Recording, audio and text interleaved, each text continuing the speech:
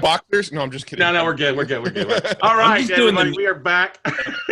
What's Joe going to show? Joe's going to show off his undershirt or something like that? But anyway. No, I was going to say I got the newscaster thing going. You don't want to see what's happening below here, so no, would be the ghost of Joe Fier. But anyway, guys, we're back here on Mass Media Podcast. Yes, we're having a good time this afternoon. Yes, it's always a good time with these two guys whenever we get hooked up, whether we're having beers or cracking up in a event or something like that. But you guys are in store. If you thought you had a lot of content that was valuable on Molly's thing, which always is, stay tuned, because these two guys are really killing it as well as podcasters. They're doing an amazing job leveraging that for other things. And they've got some big stuff they're working on here in the new decade, the new year. I don't know if they're going to share with their stuff still in the works, but honored to have both you guys on here. I know that I've learned a lot from you guys in the last, almost 2 years now we've known each other? Yeah. I think, yeah. Yep. All right. Yeah. Yeah, man. No, thanks for having us here. It's awesome. And you have a cool group. I mean, we were just talking to Molly 2 days ago on our own podcast, and we know how she lays down all the I mean, she's like on the cutting edge of everything, Facebook and obviously in all the medias. So, yeah, man. So good. Yeah, let's do this. Well, hey, I'm going to, we got so many people join us. We got people from all across the world, from New Zealand to here, England, Canada, Mexico. We got people all over, do a variety of different podcasting. We are live streaming, obviously, to Facebook this time around because of the audience up there. So we got people all over. I'll be monitoring the Facebook feed there too. But hey, I want you guys jump in here. We can riff, moderate, whatever we need to do. All right. Yeah, sounds good. Cool. Well, we're going to be, talking all about, basically, I guess we'll start off by saying who the heck we are, huh? That'd be probably a good idea. Yeah, let's do that. Huh? So, yeah, we know each other a ways back now. I think we met at like Podfest or New Media Summit. That's what it was, Steve Olsher's event. So Matt and I, podcasting, we've been doing that for a while now. Current show is Hustle and Flowchart. But Matt and I have been in the content and marketing game for 12 years plus or so, Matt? Yeah, since 07. Yeah. 07 is when we started. Yeah, we're the old gray hairs now. So maybe just me. But yeah, so Matt and I, we just experiment like crazy, and everything we do is around content and media and traffic and conversions. So, there's I would say, we just experiment like crazy, and we just like to present our results. So it's pretty much what we're doing here. And what we've figured out how to do is just create a really cool, interesting business on the back end of all of our content that's kind of invisible. Most people can't see it. One of our most common questions are like, hey, like when you go to conferences, how do you actually make money with what you're doing? Which, I think that's always the big thing, right? It's fun. It's how would you describe it, Scott? Like, you kind of know us a little bit, but I will tell you, here's what with you guys leverage your relationships and affiliate sponsors and affiliate relationships you have to provide really great content to your audience on what you love, what you dislike. And then you use that same information to really share it out there and provide content and newsletters and so much other electronic capital that adds value to so many podcasters out there. Bam. Yes. You nailed it, dude. If I was to break down our business, transcribe it back to you so you can read it off again at some point. Yes, I'm glad to do that. It's available. Yeah, I would say to break down our business in a nutshell, there's really only two things that we focus on. And this was sort of a big realization for us at the end of 2019 was we really needed to focus in because we really let our sort of interests and things that we were doing spread pretty thin. So now that's really just two things. We're focused on growing our podcast, and there's a handful of monetization and revenue streams off the back of that. And then we focus on affiliate marketing and really, really scaling up what affiliate offers we promote. And to be honest, that's pretty much our business in a nutshell right now. It's just those two things: grow the podcast, grow the affiliate revenue, and then also get creative on the ways that we can generate revenue off the back of the podcast. Yeah. And that's all we focus on. We're just all in on those kind of core things now. Yeah. So let's talk about the Hustle and Flowchart podcast and kind of the basis of that show. For those that haven't listened, you need to go out and binge it. Great interviews, great stuff. Let's talk kind of what the focus of the podcast is and your niche that you target with that aspect first. Cool. Yeah. Podcast is kind of like everything we do in content marketing starts there. And so it's speaking to small business owners, entrepreneurs, and really just anyone interested in business marketing and kind of improving your lives. It's weird. Now we've kind of formed into this like all-encompassing just improve your life with these cool experts we bring in, these cool systems, tools, practices, anything like that, to increase your business and have a good life. So that's the Hustle and Flowchart podcast. And over the last 3 years, I feel like we're always trying to like challenge ourselves with who can we bring on the podcast, like who's another untouchable, more or less, that we can bring into our sphere and ask them. They always start off as kind of selfish questions. Like everything we do is based through selfishness, but I would say that comes out as better value for the listener because we can kind of probe on better questions and have deeper conversations. And I feel like on the other end, you get the true us, but then we also like break down the barriers of the folks that come on our show pretty well in just like a human way. Yeah, I would also say our show has sort of evolved over the years. When we started the current show that we're running now 3 years ago, it kind of started with one goal in mind and was kind of one sort of theme. And over time, it's really evolved into something else. In the very beginning, we started our show because we wanted to just network with people and kind of get some free consulting. We never thought we were going to make a penny off our podcast. Like legitimately, the first year, we didn't have sponsors. We didn't talk about making money. We didn't really do any. It was just, this is our sort of way to put free content into the world, but it's also our way to network and sort of learn from our heroes, essentially. That was the initial intention of the podcast. Over time, as we got more and more listeners and we got more and more feedback from the listeners, and we kind of learned more about the podcasting world and entrenched ourselves in that world, it sort of evolved into something else. It evolved into, okay, now people are actually paying attention to us. People are actually buying things based on our recommendations. It actually became more of a thing that we take a lot of responsibility around. We have a responsibility to our audience now. And so now we're only bringing on guests that we feel are going to bring a lot of value to our audience, where early on we were just bringing on anybody we wanted to learn something cool from. And now it's much more of a, let's learn something cool, but also try to provide as much value to our audience as possible. And the way we describe our show now, and we've kind of been using this definition, for the last handful of people that asked, is that we're a life improvement podcast masquerading as a business podcast. So we kind of tell everybody we're a business podcast, and that's sort of the like hook to get them in is, I want to learn this latest, greatest marketing tactic or strategy. But once you actually start listening to our podcast, you find it goes much deeper. We talk about mental health. We talk about mindset struggles. We talk about getting your body in shape, and because if your body's all messed up, you're not going to be able to put as much focus on your business. We talk about relationships, because if your relationships are all screwed up, it is going to trickle down into your business. So, we kind of bring people in, say, come on, we're going to show you how to grow a great business. But then once we get him in, we really are saying, hey, here's how to have a really great life for yourself.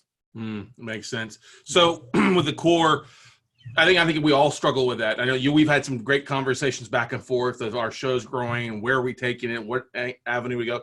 And you did something recently. Because you guys have started with, hey, let's show you how to do your podcast. And then you've evolved away from that. I love your video, what you did. I think it was you, Joe, that did the video. Mm-hmm. Hey, we had some friends doing it, Doug and JJ that were on here on Friday. Hey, they've got their show, and the reason we're not doing it and telling you about them is because of this and this, That's right. Yeah, and I could speak into that. And that's what Matt was referencing towards like the end of 2019 is the interesting thing when you grow media, or, in our case, podcast, could be a YouTube channel, Instagram following, whatever, is you get a lot of people and opportunities getting tossed at you, different new connections almost daily. And because Matt and I are just constant learners and like we're kind of addicted to just trying these new things and sharing it, we can easily get off our path, and see like the shiny opportunity. And especially when we have a lot of listeners saying like, I really want to learn podcasting. I really want a done for you solution. Do this event, speak at this place. And we're just like, oh my God, now we have to, like, we're just turning down, unfortunately, Deanna, but she was trying to get us to speak at, like a high level mastermind. We're like, we can't do that. Mm-hmm. Like it's overlapping with some of the stuff we already have going on. So I think the filters are really, they're really strong right now. And what's cool is what we're migrating into is more of who our personalities are, and what you said exactly of like what we do best is connections. It's referring to like the resources that we love, different software tools or courses or whatever as an affiliate. And we partner with a handful of folks that we just know, like, and trust, and we know we can ramp up their business and, basically get paid as like a rev share kind of option rather than on the front end. Yeah, I would say our biggest sort of struggle over the last several years is we have a really, really hard time saying no when new opportunities arise. And so we end up stacking and stacking and stacking more things onto our plate until we eventually get burnt out with all the things that are stacked on our plate. And then we go, okay, let's pare it down to the 80-20 of what's working. And we've actually kind of gone through that cycle probably every year for the past 12, 13 years. Is we'd see opportunities, we'd pursue a whole bunch of things, and then we'd pare it all down to the 80-20 of what's working. And then new opportunities would inevitably come. We'd add them into the mix, and then we'd pare it down to the 80-20 of what's working. And again, at 2019, we did that again. If I was to say there probably won't be more opportunities that we add into the mix, I'd probably be lying, because I have a feeling stuff will come along. We're going to entertain it. We're going to get overloaded again and then have to pare down. I think that's just sort of the sort of natural progression of an entrepreneur. And I think over time, we're just going to get better and better and better at spotting opportunities that make more sense for the time constraints and financial constraints and mental constraints that we have. Right. Well, that's the thing. Saying no is sometimes saying yes to yourself. And I know you guys have gone through that. But it's also good because you're constantly going back and really looking. It's kind of that the 80-20 parental principle. Hey, where are we seeing the most amount of our good?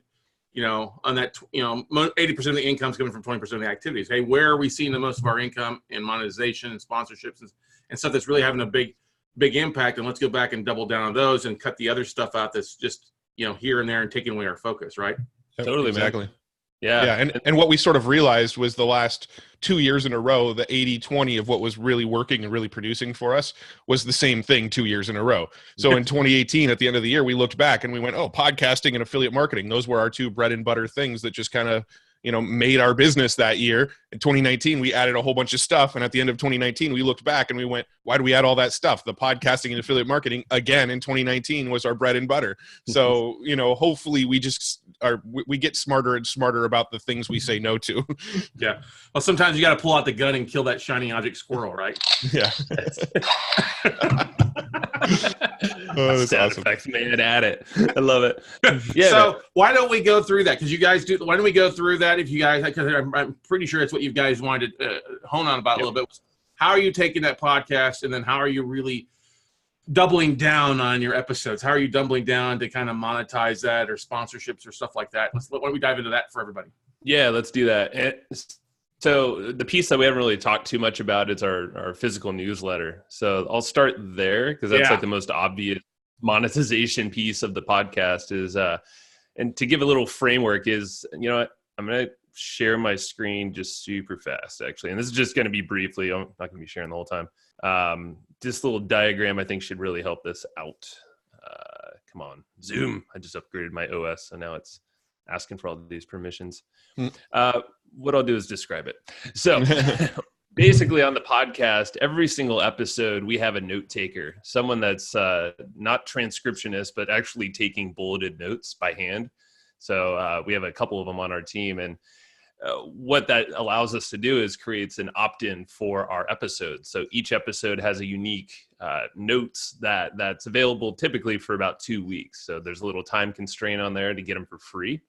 And that's like 4 pages of in-depth notes. So that gets people on our email list so we can do our follow-ups. But then right after that, they get the opportunity to buy our EGP newsletter that is only $15 a month. But what that is monthly we'll send 8 of those note stacks and some insights and things like that we add in there monthly in the mail. To anyone in the world, send in the mail, $15 flat. And that at a base level is our continuity, our subscription offer for the podcast. And then from there, everything opens up into a world of, sponsorships, affiliate marketing, rev share opportunities, and then stacking in offers, anything else can kind of come from that captive audience. And that's in a very simple way, that's pretty much our monetization efforts right there. Yeah, the newsletter is really the sort of foundational income of our business. That's kind of the number that grows month over month and sort of provides the sort of minimum level of income that we're okay receiving. And then we do the affiliate stuff, and the affiliate stuff is sort of the additional money that we're trying to stack on top of it. So the newsletter, it's basically all of the notes from last month. So if there was 8 episodes last month, there's 8 episodes worth of notes in the newest issue. If there was 10 episodes in a month, there's 10 episodes in the latest issue. And then Joe and I add our own little commentary around some of it and add some of our own insights from the month and common themes. And we add a bunch of extra commentary. And we also have a membership site where we have guests that come on the show. A lot of them are willing to contribute additional content just for our paying customers and, get additional exposure to the paying members. So that members area is really a way to, add additional value. But the key to what we're doing with this continuity model is Joe and I basically create none of the content, right? The content is notes from our podcast. The content inside the members area is videos that past guests contribute to be in that members area. And then that's it. That's pretty much the whole business model that runs our continuity. We record the podcast, and then that sort of income stream just kind of happens off of the repurposed content from all of the podcasts. I'm going to try this one more time. I think I can get the share going. There we go. Bam. There it is. Oh, there you go. So Sweet. It's kind of like you're offering the Cliff Notes version of the episode. It's exactly. Yeah, that's how we describe it to people for sure. Okay. Yeah. And then do you have advertising on the newsletter where people can pay to be advertised on there with spots and things like that? That's 100%.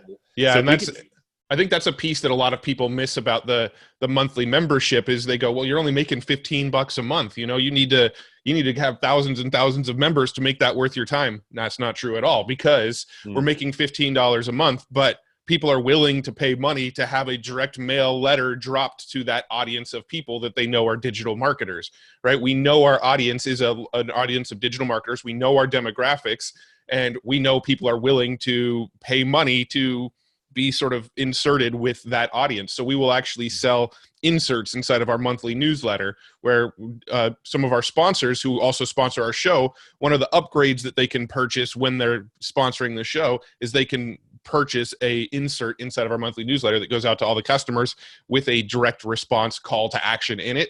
And that's where the money starts to get exciting. I think we have about 500 members on our newsletter right now. Nothing insane, but we can get a lot more money off of our sponsors because they want to get in front of those 500 hot, ready to buy customers of ours.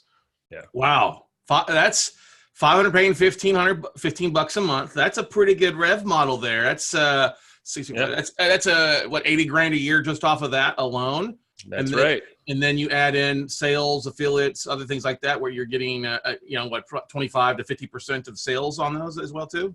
Yep. The affiliate stuff is 50%, and the affiliate stuff is really our bread and butter. That's where most of the income still comes from to this day, and that's recurring also. If we're sticking with the recurring theme, we really try to focus on promoting products that have a recurring revenue model, so that we can get another recurring revenue stream without the customer support, without the having to deal with selling it as much, just kind of making the recommendations. So everything that we're trying to do tries to push into a recurring revenue model now. And a big thing, and you guys could see this little diagram on screen, right? Yeah. Cool. Yeah. So the thing that we see a lot of different podcasters do is try to make the offer just right on a podcast, or maybe it's right on a YouTube video or something like that. From day one, we've always been like, okay, we want to capture the audience. We want to have control and actually do our follow-ups so we can continue to grow our subscriptions. Last time we did a newsletter, it wasn't paired up with the podcast. We were just trying to sell straight into this newsletter. Kind of a different concept, but we stalled out on growth. And something that we realized we weren't doing is giving away enough of the content. We weren't actually capturing the audience in an effective way from our content, and especially with podcasts. So that's what the free notes there for. But like Matt was saying, most of our growth actually comes from emails. It's all email follow-ups and even our PSs. It's just like, we'll tell when a new episode goes live, and then in the PS, it's like 2 or 3 sentences, or not even that maybe, is, hey, get the notes, or you can get all the notes for this month, and here's why. It's $15. And on average, we're seeing, about now, after adding in these little micro things, it's 3 to 5 new subscribers per day now starting to join. Like we're finally starting to ramp this sucker up, but it all starts from capturing them somehow with a really attractive freebie. It's So the what's drug the dealer text model. opt-in? Because I had somebody ask me that. What's the text opt-in if they wanted to opt in? What do they text the word? Okay, so if you text the word comp, COMP, to 38470. So if you text comp to 38470, comp is short for companion. So COMP to the number 38470, and then you can actually see whatever our latest notes are. But really, it's really the drug dealer model, right? You got to give them that first hit for free, and then once they've had that first hit, they want to keep coming back for more. Before, we were going from the podcast and saying, hey, go join our newsletter. You get all the notes for all the episodes. We weren't getting much uptake on it. When we said, hey, go here, your first notes are free. First notes are on us. You go get the notes for whatever episode you just listened to, and then we upsell you and sort of hit you with some more emails in the follow-up to get you to join the newsletter. So we're really just trying to give them that first hit. We're trying to get them addicted from day one. So that's it. And yeah, so it's everything we've done. So this goes all the way back from us starting our podcast too, is, the drug dealer model is get them in on something that they, a little bit of a little bit of what they want. It's almost like it's itching it a little bit, but it's not totally solving the thing. And that's where the newsletter, like the newsletter model, and I don't have that membership in front of me, but there's so much. So what we've transitioned is all of our courses and things now go into this membership model for that same $15 a month. So we can then, Matt and I now deliberately focus on growing the heck out of the podcast, growing the email list, and, leading with as much value as we can. And then just making this EGP membership in the back end the most valuable thing you can possibly have in marketing. And then from there, of course, you have all these like splinter monetization efforts that can happen more or less on the back end. So that's where most of the magic happens, quote unquote. That makes sense. So I had somebody pops up in this day of digital. Do you find that people really love that actual handheld newsletter, that paper newsletter? I'm sure you've got a digital version of that, but you mail outlet newsletters, and a lot of people are like, oh no, we're gonna do an online magazine or an online newsletter. I'm sure people, you say love it, the Evergreen Promise newsletter, love it. Okay, right there you see that. That's awesome. There you go. Yeah. So I can speak into that a little bit. So we've actually tested both print and digital, right? When we first started, we made it print and we gave them a digital offer. And what we noticed was when we made it digital, that people weren't actually logging into the members area very often. They kind of get real excited about it from the day they sign up. They log into the members area maybe a couple times for the first week that they're a member, and then they stop logging in. And then after maybe 2 or 3 rebills, they go, what was I paying for again? And then they cancel. Right? When we do the actual print newsletter and we put it in the mail and we send it to them every month, nobody's questioning what they're getting, right? They're seeing it in the mail. They're getting it. It's physical. It's in front of them. They can highlight it. It's tangible. And we find that when we do it that way, people stick 3 times as long than when it's digital. Now, I'm just, that stat is totally made up. That's my gut feeling on it right now. But they stick around a lot longer when they get it physical than with digital. Definitely at least double. Well, I know for sure. Yeah, we've tried to take it away multiple times, and yeah, we get threats in email. They're like, "I'm gonna go stalk you. I need to print. I need a printed version." My crack. Yeah. We've never been allowed to stop making the newsletter. We stopped selling the newsletter for I think like 6 or 7 months, and the emails we were getting, the demand for it just kept on coming, and we went, all right, let's launch this thing again. It's obviously something that people want. Well, there's issue 1 right there. Is December 16, 2016. So it's been doing it for a bit, but yeah, we've tried to simplify it, Scott, and like just go purely digital. But then, we get that feedback, and then also we talk to smart marketers. Like we were talking to Brian Kurtz. He's a guy that's been around forever, and he's an OG digital marketer, physical market, whatever. And he was like, dude, this is so brilliant. You're literally taking him from a hot new media online and then bouncing him offline, bouncing him back, and and he's like, you're establishing this trust and this top of mindness almost everywhere you go. And you got to think about physical media in the mail. You're talking, media summit. I mean, dude, get in the mail, because the competition in the inbox, other than the bills that no one wants, when you send a big, a full size 9 by mail. 11, yeah, man, and even not even lumpy, just big, and that looks cool. That's like, not, hey, pay this thing that's past due or whatever. It's like, no, this is cool content that's killer. So it's a lot easier to stay top of mind too when it's like, sitting on your desk. When people get this newsletter, they might get it and put it on their desk next to them, and they're seeing our brand just right there next to them all day, every day. So, there's multiple reasons we wanted to focus on physical mail. Retention was the biggest one. When we did our testing, we found that the retention on physical was just so much longer than the digital. And then the second being just that sort of difference, that sort of thing that makes what we do unique. When we're doing something that most other businesses aren't willing to do, it makes us more noteworthy. It makes people talk about what we're doing more, and it helps get our brand out there more. So it's just another way to sort of stand out in a very noisy marketplace. Now, question: you started was it December or late part of 2016? When did you start the Hustle and Flowchart podcast? That Around was the same time. Yeah. Yeah, it was maybe a month after that, Wow. a month or two after. Yeah. I think it was the January of 2017 was when the first podcast came out. So just to clarify, the first several issues of the newsletter were not the notes from the podcast. The first handful of issues were actually Joe and I just writing pure, brand new, unique content into the newsletter. And so the reason we changed the format was because of how much time it was taking for us to write these newsletters every month. Oh, it was like we were back in school. Like it felt like the last 2 days. Swear to God, like we'd be like, "Crap, we got to write." Yeah, we have 30 days to write an issue, and we always end up writing the issue in the final 48 hours before it has to go to the printer. So this model, I mean, that's just human nature. You know what? I guarantee we're both friends with Roland Frazier, and I guarantee Roland he probably is eating this up and loving every second of it too, because giving you kudos for this, I would say, huh?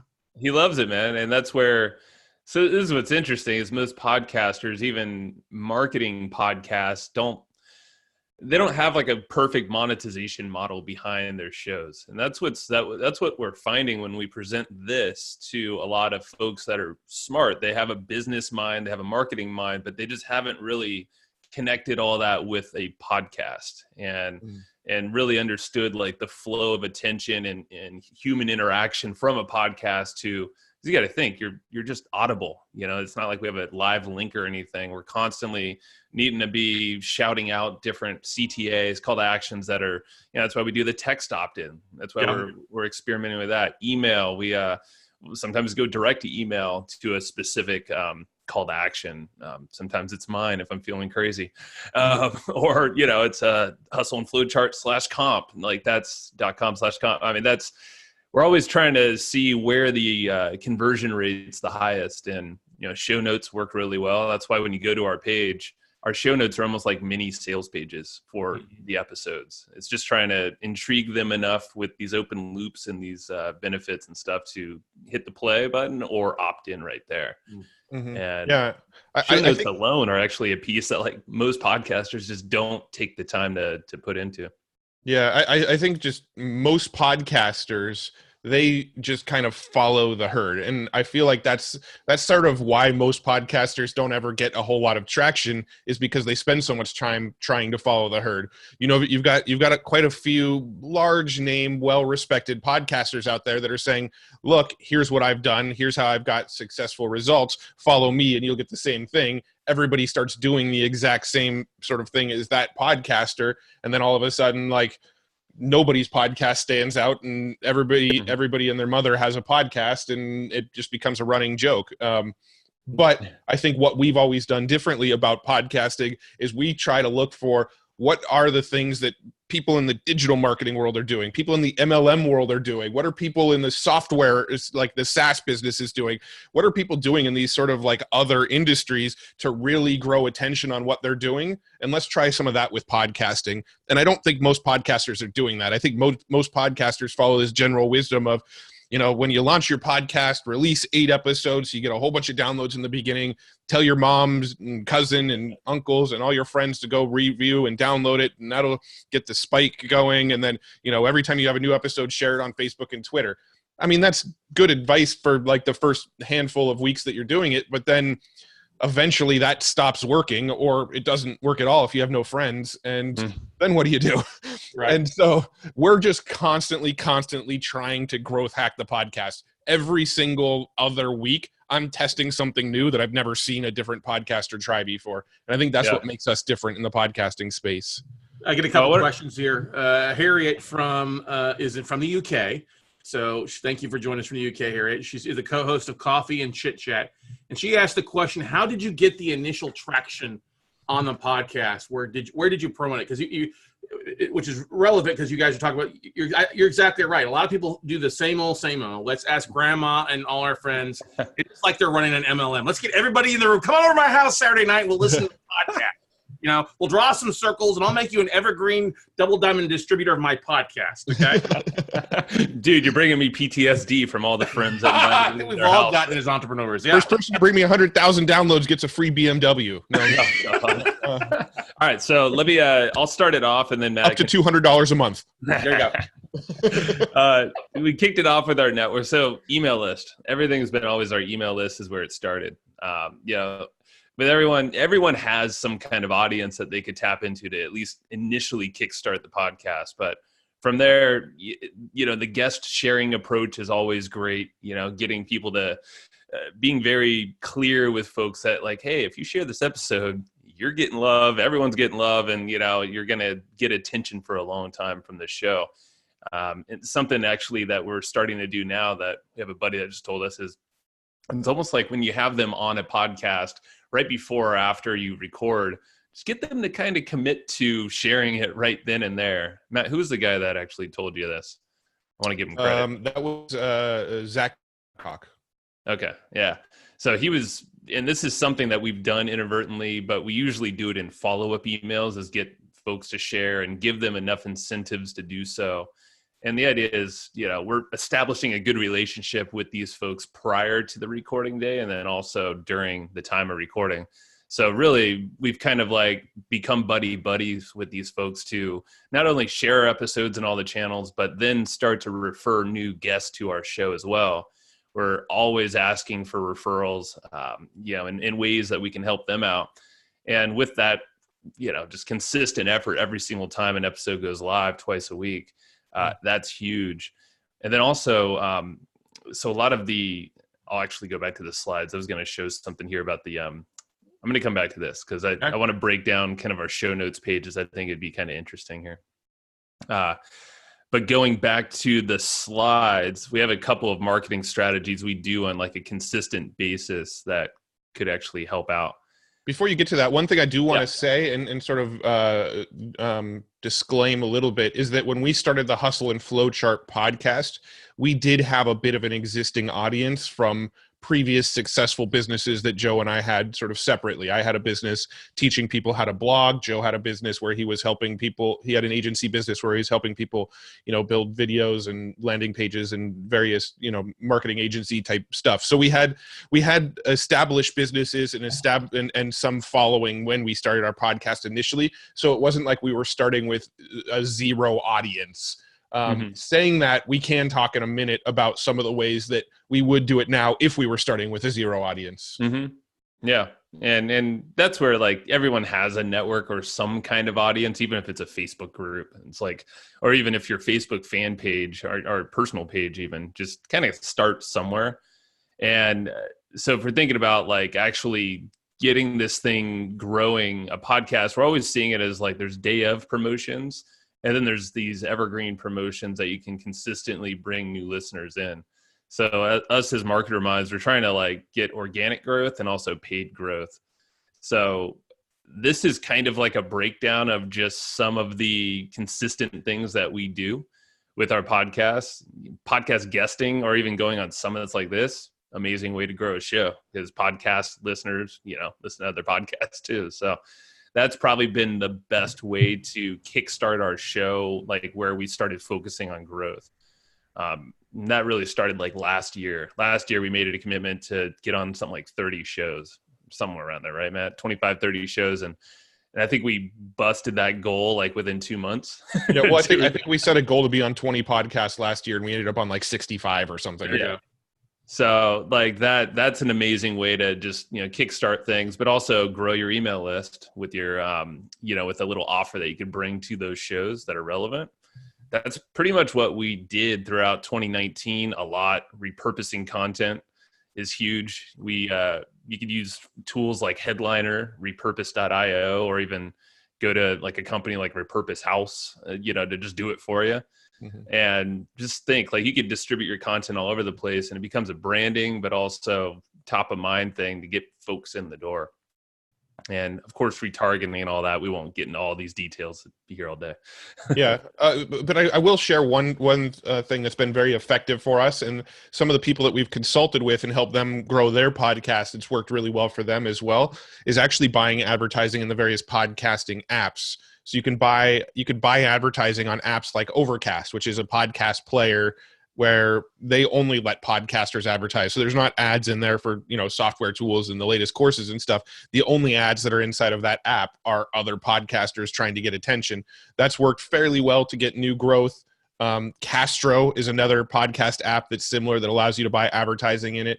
Spotify now actually lets you buy ad spots on podcasts. It's a fairly new thing. We haven't actually tested that yet, but it's kind of on our roadmap of things to test. Another one is Podcast Republic is another site that lets you actually buy inside of their app. And there's been a handful of other ones that we've just reached out through email and said, hey, we love your podcast app. Is there any way that we can, sort of get our podcast featured in your app? Or do you have any sort of sponsored promo ability inside of your app? And, 9 out of 10 times, a lot of these app creators will email us back and say, yeah, I can, put you in our featured podcast episode section for X per month. And we've had a handful of apps do that for us. One or two of them actually had to sign NDAs around it, so I can't actually name the apps that allow us to do that. Right. But I'll just tell you that if you start reaching out to some of the various podcast apps out there and asking them, hey, is there a way I could get featured higher up in your app or get more discoverability on your app? A lot of them have some, sort of premium paid way to do that inside of their app. Or not even premium paid way too, is sometimes they just select people that reach out to them, is what I've noticed. Is if you just go to any one of these podcast listening platforms, just contact their support. Typically in their knowledge base, they'll have some question in there of like, hey, discoverability or get seen more or advertising or a contest of featured, episodes for the month or show for the month. All you got to do is ask. So just if you just make it a point that like, consistently you're just looking at all the different podcast platforms out there and start communicating, you'll start seeing some doors open up for you. Yeah. That's a really good point, because you guys are big advocates of sharing your show on not just multiple podcasting platforms, but being in a lot of places. Some people just have a video show on YouTube, and some people just do an audio. You do a mixture of everywhere, right? Yeah. So we actually don't record video with every single episode. We only do it from time to time. If we're meeting with somebody in person to record, we'll usually set up a camera and record video. Every once in a while, if we have like a real big name, high profile guest on, we'll turn on video. But for the most part, we actually mostly record audio, and then we use a company called Repurpose House, and they'll go and kind of convert that into video clips for us that we can then, put those video clips everywhere. But it's actually fairly rare that you're seeing our faces and our guest faces on camera while we're podcasting. Yeah. Yeah. And if you check out like our Instagram and stuff like that, and Facebook, we're trying to basically identify, and we kind of already know this, but identify just a couple of platforms to really do well on. And then the other platforms online become more or less just a repurposed posting without too much of attention put on it. Yeah. And our team helps us do this, but like we see, for instance, for us, Instagram is not a good driver of traffic or downloads. Right. It's a decent branding play, and actually since we've been better at the repurposing, we're seeing our attention go up and up and up on Instagram. So it's of course very visual, but our bread and butter, Matt? It's Facebook for one, and Facebook, Twitter. Yep, Twitter is good. LinkedIn, we're trying some stuff there with video. It's kind of hit and miss, but there's a lot of organic traffic you can get on LinkedIn if that's a good fit for your audience. Yeah, I think with a minute, they've got. I don't know why they're doing a slow release on LinkedIn Live. I think that would be a much better aspect, because I'm waiting. I've applied 6 months ago. I'm like, come on, give me the live, give it to me. I need it.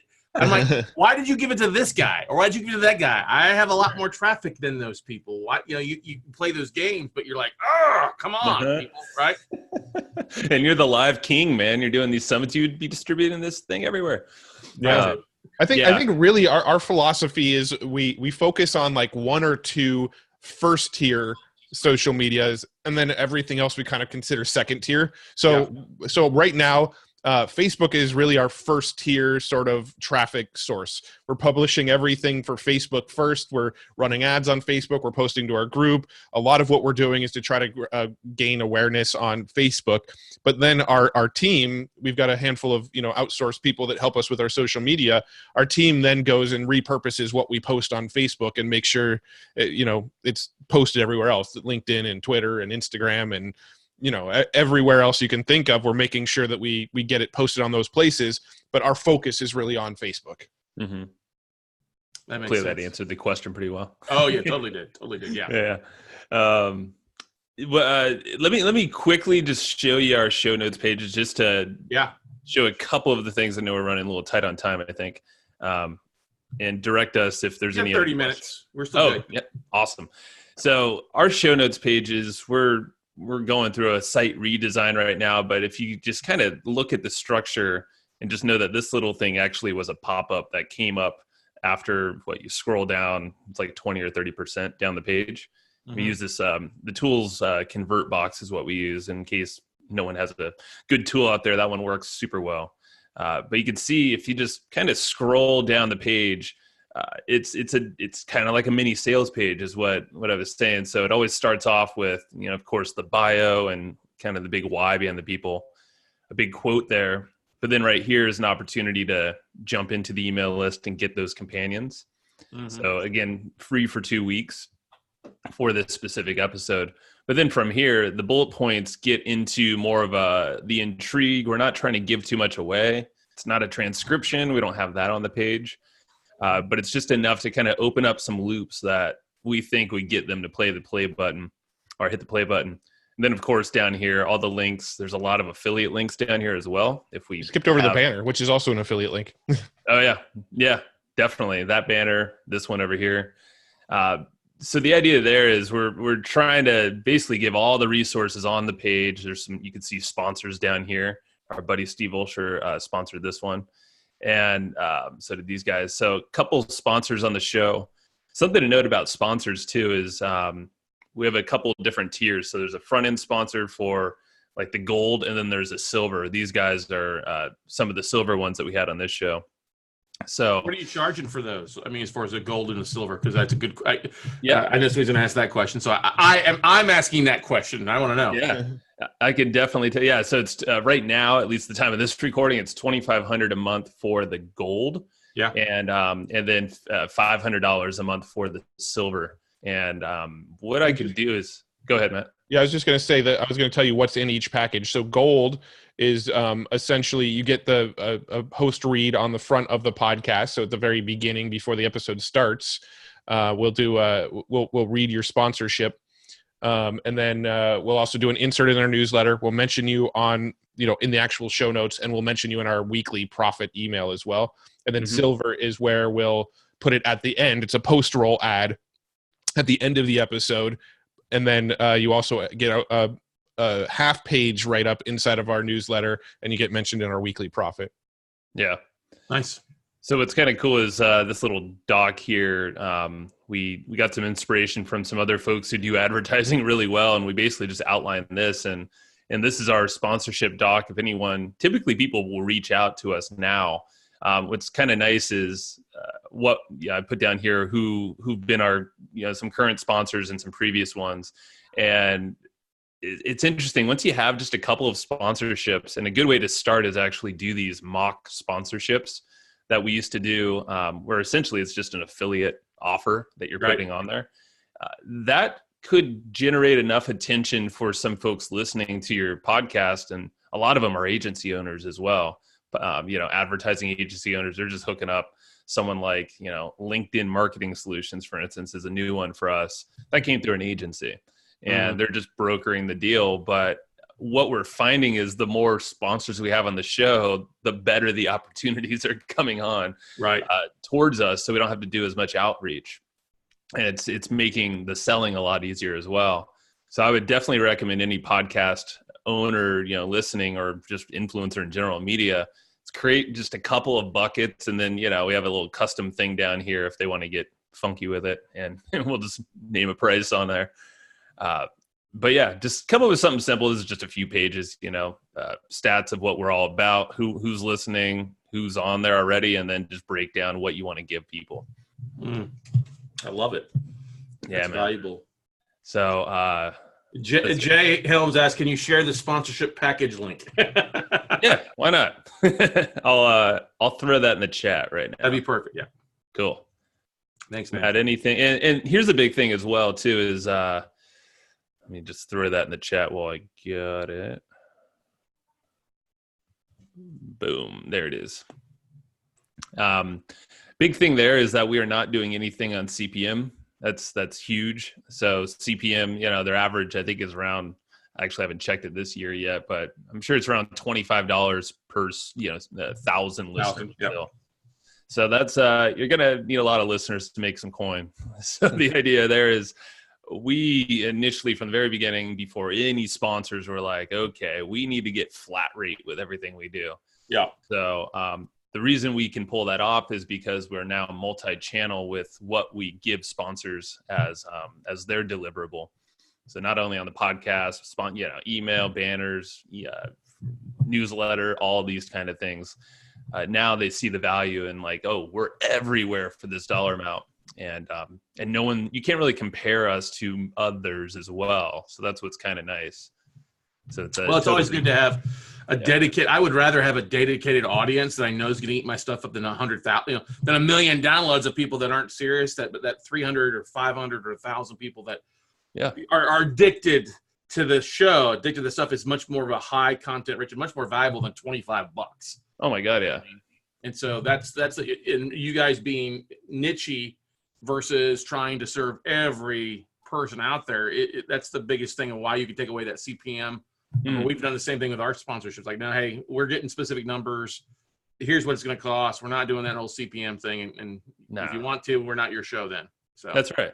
Yeah, and that's really the big thing is just take yourself out of the conversation of the industry norms, because those agencies will try to kind of push you around if you don't have a plan. They're always going to defer to the CPM model, and when you give them your download numbers, you might not be so happy at the number they want to pay at the end of the day. So let me see. I can stop sharing that screen now. Yeah, Crystal asked the question here: how do you find the specific statistics and who is listening for you? So are we talking on the podcast? Yes. Yeah.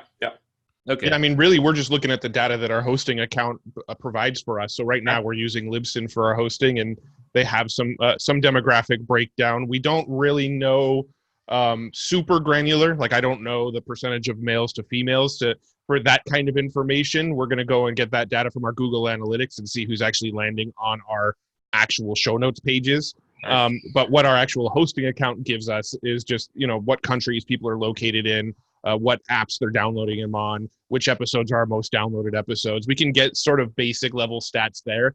And then any other demographic information we get is just purely from our Google Analytics account of who's making it to our show notes pages on our website.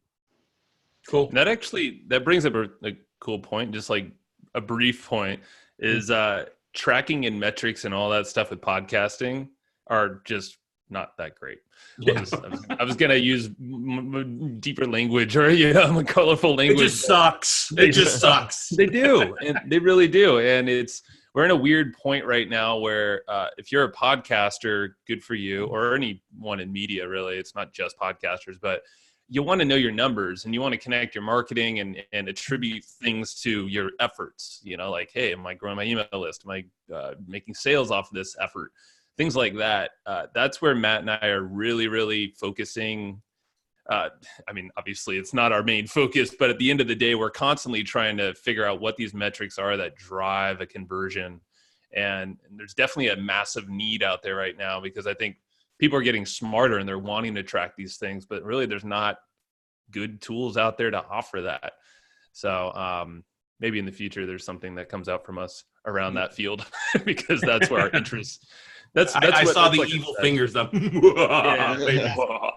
But it's so needed. Think about all the marketing tools you use outside of podcasting. I mean, they're giving you these metrics and it helps you drive your business and grow your audience and all that stuff. So have you one of the things that we've worked on too, we do it from time to time, like once a quarter, send out a survey monkey with a lot of specific questions, trying to get that. And we've done this with events too, where we've gotten 30% of those that showed up to tend to do that, but that's still 70% of people don't fill stuff out like that. It's hard to track that stuff. Yeah, it is.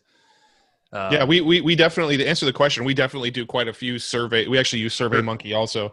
So we actually have one survey that's right in our follow-up sequence. So if somebody opts in for anything we do, eventually they see one of our surveys, and it sort of adds a bunch of tagging information inside of the background. So we can tag whether or not this person who just opted into our list has a podcast already, doesn't have a podcast, what kind of interest they are. We actually not only just survey them, we survey them and tag them inside of ActiveCampaign, the autoresponder we use, with that information, so that later on when we are running promos and stuff, we can segment our list and say, okay, well, this offer is only relevant to people that have podcasts already, so let's just mail the people that have podcasts. So we actually not only survey, but we really dive down and segment based on the surveys.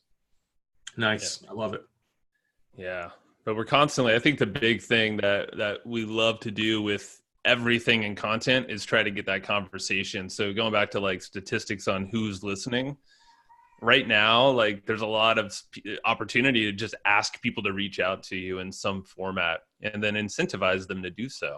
We do contests all the time as well on Facebook or even on the show itself is, hey, we'll send you a pair of Bose headphones, noise canceling headphones, if you, fill out the survey or give us your feedback or tell us what your big struggles are. And that kind of gives us a lot of fodder to create better content, maybe dial in our marketing a little better, come up with new offer, find a new sponsorship or affiliate offer as well. Yeah, you'd want to find Bose to sponsor that contest. That would get expensive quite quickly, wouldn't it? Yeah. Well, it's more for us. We'll just buy a pair of headphones for at random click randomizer. So buy on our Amazon page. Yeah. So and we can, let's see. Where else should we take the direction here? I don't know if there's any other questions here, guys. Let's do. What questions for you guys are listening here on the live streams? What questions do you have for Matt and Joe out there? So while they're typing in their questions and stuff like that, what's some big stuff you guys got on the calendar for this year? You guys I know are coming up with some things. Anything you guys want or can share? What you got going on later this year? What's really exciting you about 2020? Yeah. So, what's really actually exciting us about 2020 is more of a focus and actually paring down and sort of doing less.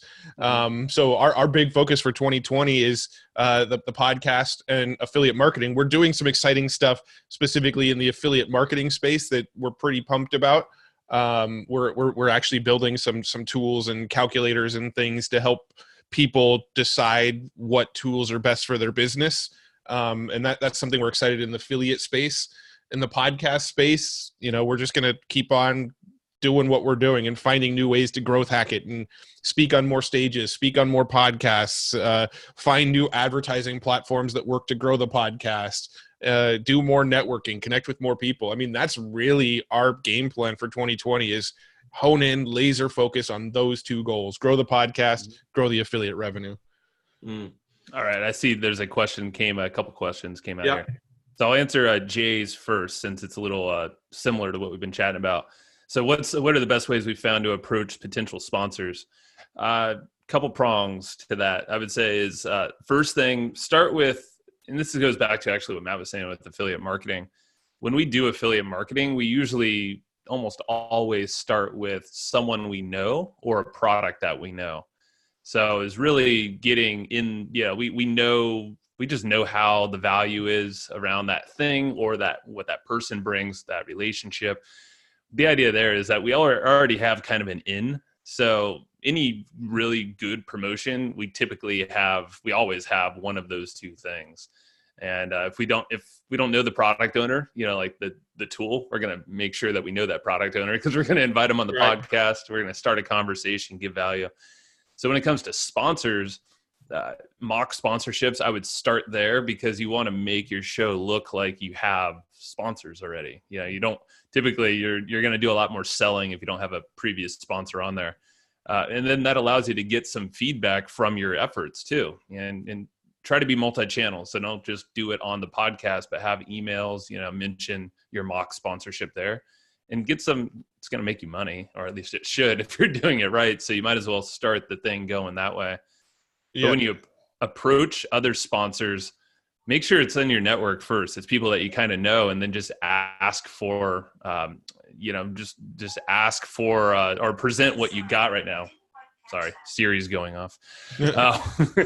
Is the idea there is start with your network. It's just like starting out the podcast and getting guests on is figure out the type of product owners who are in your network that would be open to giving you some money to kickstart this thing.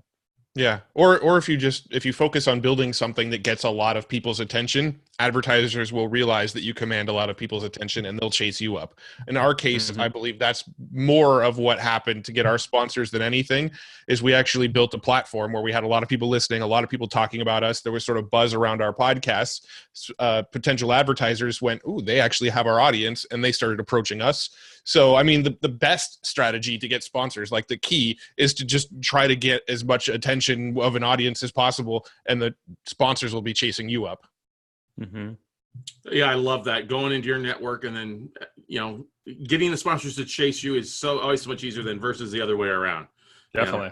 It's kind of like having a cat. If you are trying to chase the cat, it's always going to run from you. But if you've got something that the cat wants, cats will come to you. So you're saying be catnip. Yes. Okay. Catnip, exactly. Yeah. And also, let me add to this too.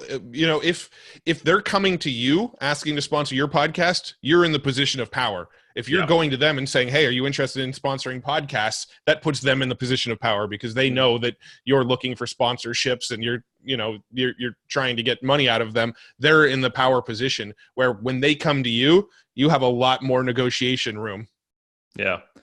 And when you do outreach, if you choose to do any outreach, just be cool. Don't be like just imagine all the people that are pitching you to be on your show. We get pitched daily. I'm sure you do too, Scott. You see some horrible pitches. You see some people that are just like, me, I'm going to be great for your show. But it's like, no, give value. So, and you should just start a conversation like, "Hey, I saw your show. I really love this thing. Hey, I'd love to chat." It's just start that dialogue before you ever go and like, "Hey, I think our company should, invest in a 2-month sponsorship with my package. Here's my link." And it's like, no. Be cool first, and then pitch it if it feels right. Or if they have an affiliate program, be an affiliate of a product that you eventually want to be a sponsor. Show them what you're capable of from an affiliate standpoint, and then say, "Hey, would you rather shift this to a sponsorship relationship?" If you prove your worth first, you're much more likely to get that deal. Mm-hmm. That's a good idea. That is a great point there. Lucy asked a question here: who does great transcripts economically that you guys use? Yeah, so there's really 2 resources that I could recommend. So we actually personally don't do a lot of transcripts with our podcast. And the reason for that is because we sell the sort of Cliff's Notes version of the podcast. And we feel like if we put out the transcripts, it could sort of cannibalize some of the sales of our notes. So I'm just going to put that out there, that we actually do get transcripts on a lot of our podcasts, but we actually don't publish the transcripts on a lot of our podcasts. So if we're looking for word for word, perfect transcriptions where they're going to nail 99% of it, we're going to go to rev.com. They transcribe for $1 a minute. It's a real human listening through and typing and transcribing it. That's probably the best resource if you want the highest quality transcripts.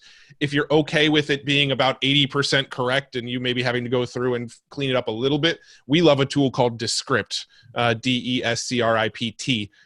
That tool works really well for doing the automated transcriptions, but then it also has a whole bunch of extra like cool functionality with editing audio by editing the transcriptions. You can actually edit the text and it'll, actually change the audio file based on what you edited. So if we're, when we do transcriptions, 9 out of 10 times we're using the automated transcription tool because we know we're not publicly publishing these transcripts. But if we're creating a transcript that we know we're going to spread out publicly, we'll typically go to Rev for that one. Yeah. Those are great tools. And then you've also got what Timmy does a really good job as well, which is the AI version of Rev. Yep. Yeah, that's right. That's AI. Like I think Rev just starts with Timmy and then like cleans it up with the human. Yeah, that's it. That's pretty much their process. And any other questions? Yeah, throw them in here. And Jay, you're welcome too. I want to go back really quick because monetization, I feel like a lot of people get kind of hung up on that sometimes. Yep. There are like so many different, I wish I had the PDF actually in front of me. We have a PDF that has like 25 different ways to monetize a show. And, I feel like people sometimes just get hung up on one way or they're trying to model others, but there's just so many ways that you can monetize a show, but mostly it's not on the actual podcast. It's typically off the podcast, through email or something like that. But we did a survey recently. Matt and I we surveyed 1,000 podcasters on our list because we have that constant survey going. And we found that over 85%, I think it's actually increased since we did the first thing, 85% of podcasters make no money from their podcasting efforts, which we're like, holy crap. Okay, wow. This needs to change. And these are mainly marketing, business owners as well. So that's what kind of lit a fire under us to talk more about that and actually making money with your content, because it shouldn't be that difficult, but it involves kind of having the right mindset, pairing it up with your business a little bit. But just know that you can do a lot, but it's like lead gen, subscription offers of all sorts, and then everything down here. This kind of gets your mind going on how you can at least start offering some stuff either on the show or off, afterwards. Yeah. So somebody asked what text marketing platform do you recommend limiting for international listeners? So I don't know what other text platforms are out there. We use a tool called Call Loop, CALLLOOP.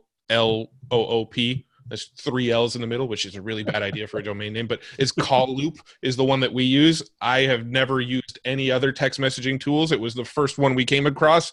We used it. It's the only one we've ever used. So I don't have a lot of sort of comparison or detail on other potential ones that you could use. That's the only one we know. So maybe it's a good fit for you. I don't know. There's here in the States, you got easytexting.com, which is relatively cheap with like one keyword. With what we're doing with texting, you text the word podcast to 72,000. That's through Mobit. And I've used Mobit for roughly 4 or 5 years. I think their second longest client for the last 5 years, but wow.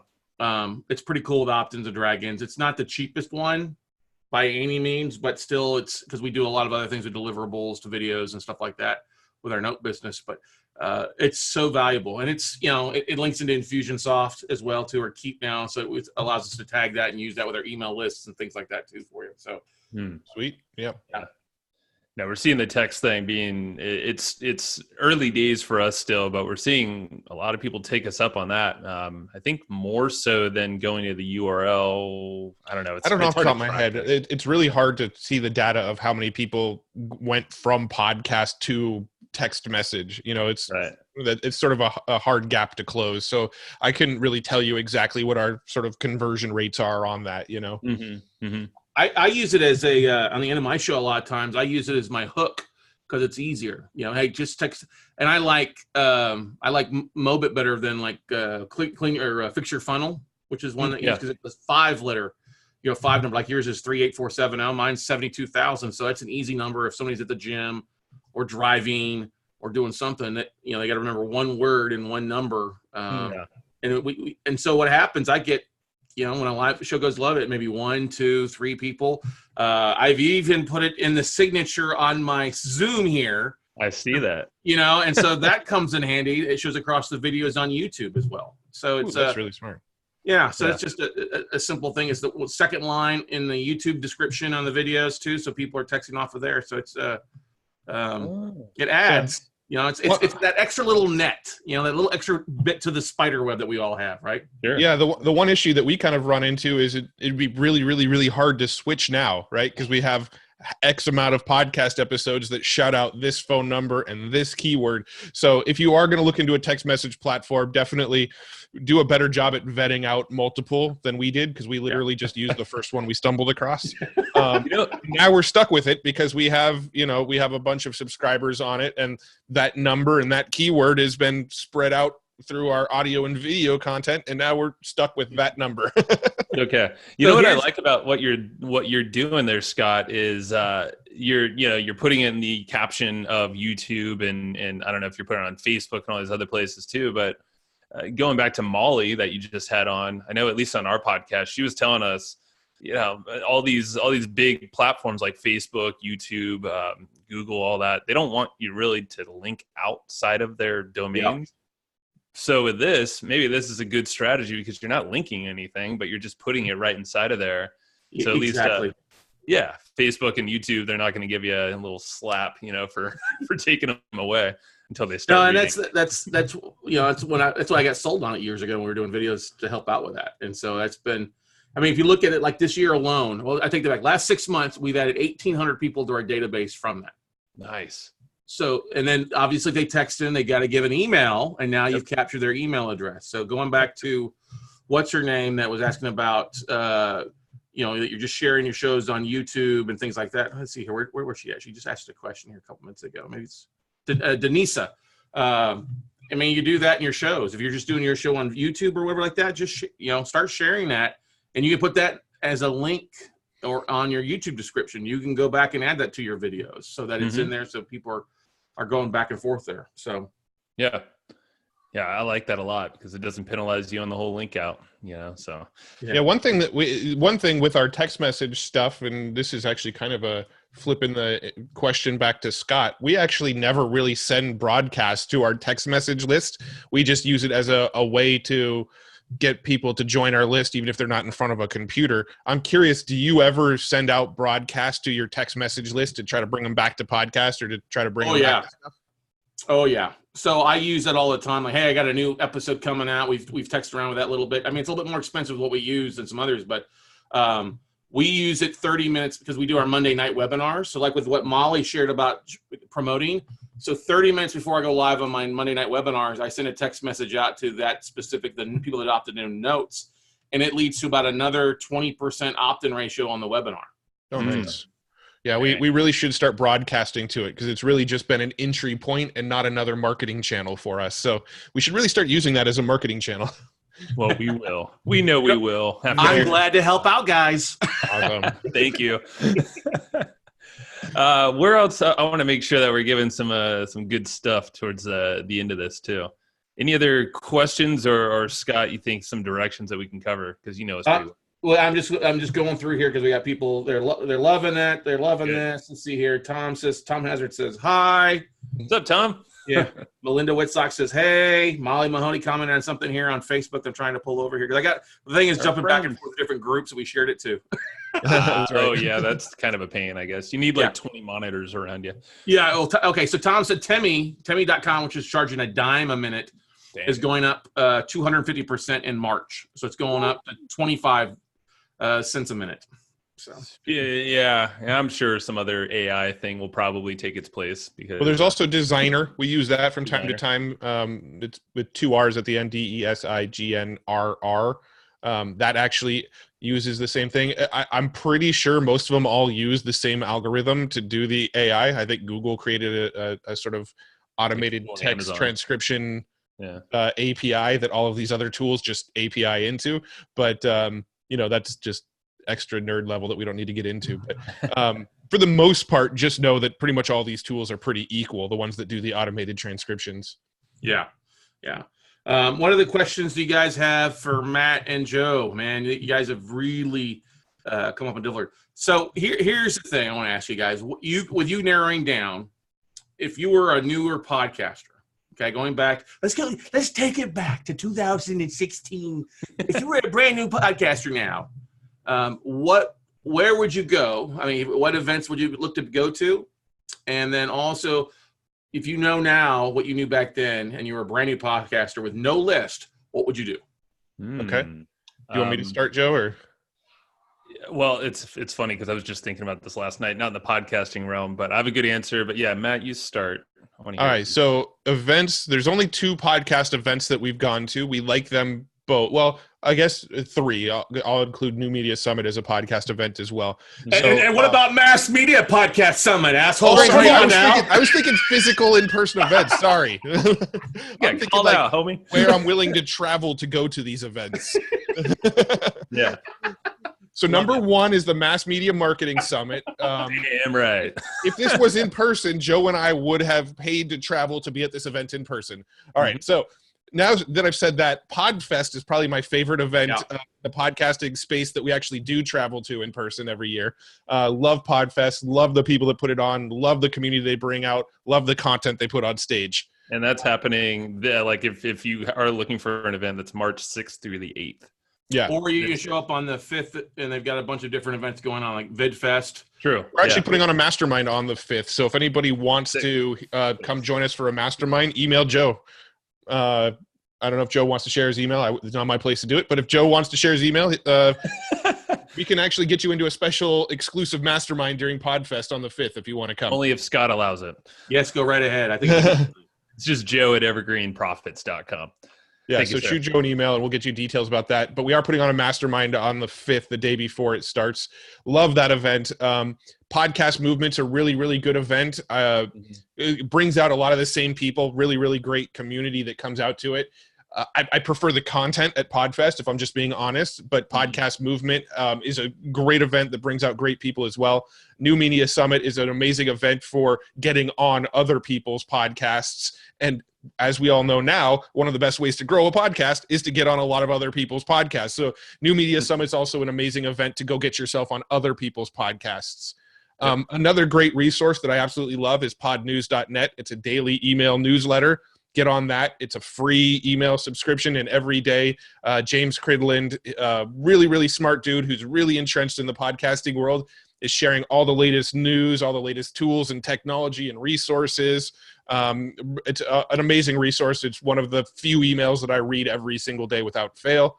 I'll let Joe share some more resources now. I think you nailed the resources. I was like, wow, they're going to take it all. I took it all. You can have the crumbs, Joe. You took it all, man. I can't say anything more. Well, what do you wish you knew then that you know now then?